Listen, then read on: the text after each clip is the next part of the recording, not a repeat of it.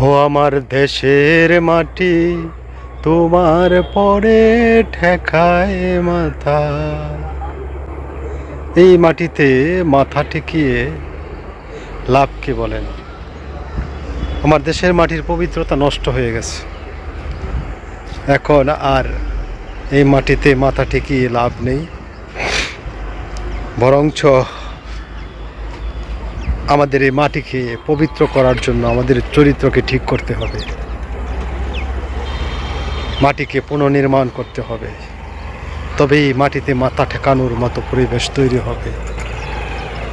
বর্তমান দেশের যেই অবস্থা, এই অবস্থা থেকেই কিন্তু আমি কথাটা বললাম। আপনাদের যদি ভালো লেগে থাকে তো কমেন্টস করে জানাবেন।